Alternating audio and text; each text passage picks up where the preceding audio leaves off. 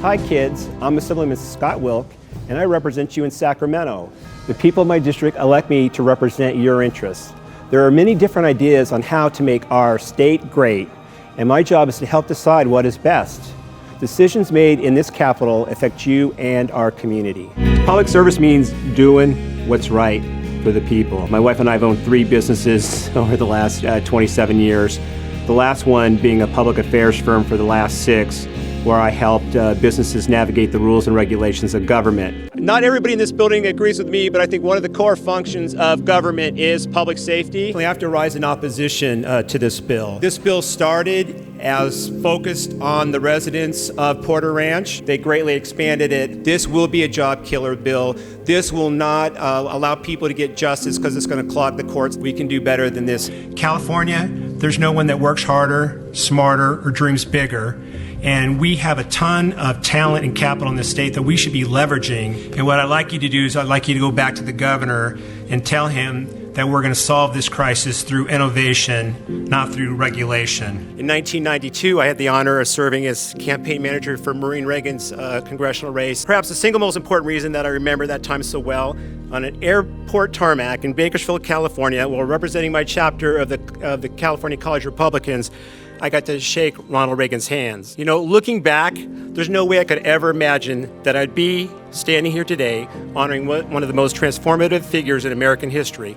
His principles of freedom, individual liberty, and limited government have been my compass ever since. You know, Ronald Reagan did more than shake my hand. He changed me, and by his vision and leadership, changed this nation and world.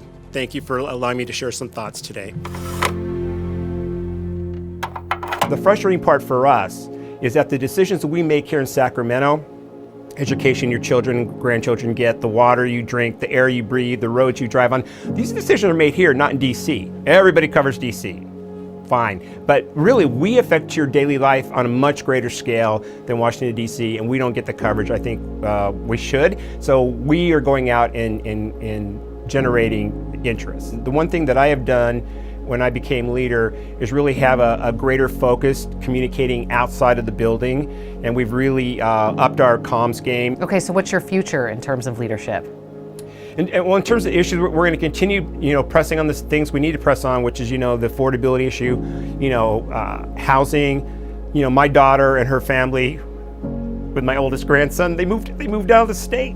Couldn't afford to live here, so they were living in our hometown, in a marginal part of town, in an old apartment, and in their rent's more than my mortgage, on $1 million home. And you can't bring people up to the middle class when, how are they going to be able to save and invest? So, yeah, we've got to fix that. And there's been a lot of rhetoric, by the governor on that, but no results at all. In terms of you specifically, personally, as the... What are you, Oprah? First of all, I want to thank you for being here and covering us. I'm the Senate Republican leader. There's only 9 of us, and people kind of mock us sometimes because we're only 9 out of 40. But we represent 9 million people. That's the same size as the state of New Jersey. So every time he shuts us out of the process, he's disenfranchising a population the size of the state of New Jersey. So I found it pretty humorous this evening when he's talking about inclusiveness and democracy. He has one-man rule right now. I'm now in year 11 in the state legislature, and all the time we're proposing policies to protect children. Well, after 11 years, I've come to a conclusion that we need to start protecting parents.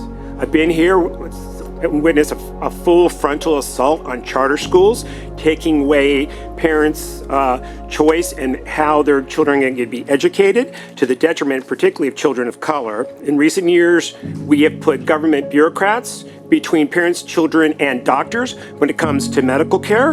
And now we have this, where if a parent does not support the ideology of the government, they're going to be taken away from the home. In the past, when we've had these discussions and I've seen parental rights atrophied, I've encouraged people to keep fighting.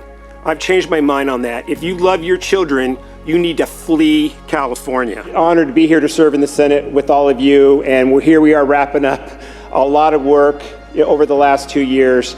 Now you guys think through your policies that you're helping people fulfill the California dream. Our side, for the most part, we think it's folly.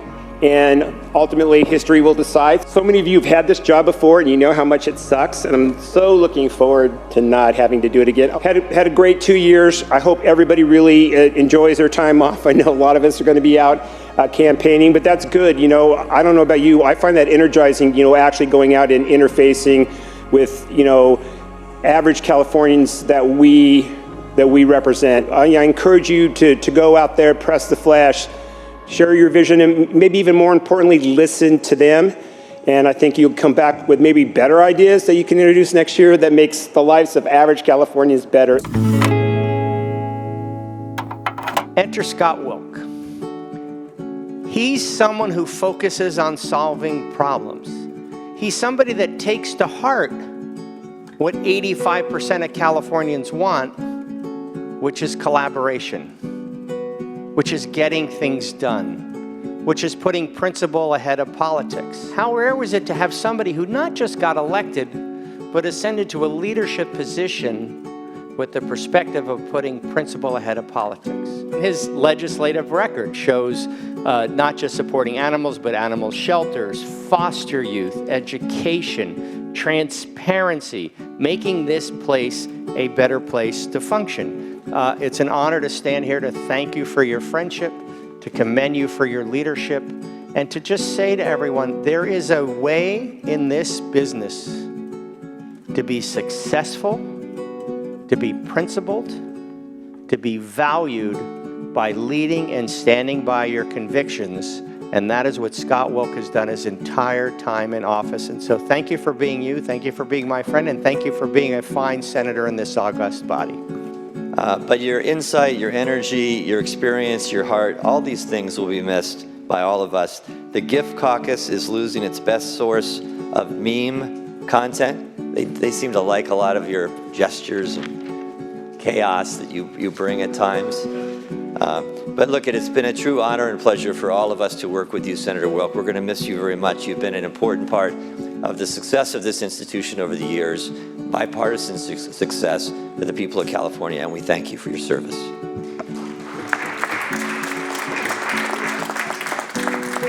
Said I wasn't going to cry, now I think I am. That's bad. Anyway, my story starts on a family vacation in Sacramento and the state of Jefferson with my family. And we were in Sacramento, you know, we did Sutter's Fort and all that.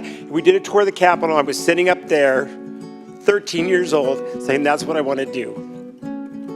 Moses got to the promised land quicker than I got to the state Senate. He did it in 40 years, took me 44. And I walk in here every day, still in awe. And I really appreciate each and every one of you. It's been an honor to serve with you. I'll leave you with a quote. So the second most famous person from my high school, at least that's my opinion, is Frank Zappa. And he once said, it's better to have something to remember than anything to regret. So that kind of sums up my legislative experience, but I would not trade it for anything in the world. And again, thank you all for your service to this state. And I wish you all well going forward. And I wish us all, including the state, success. So thank you.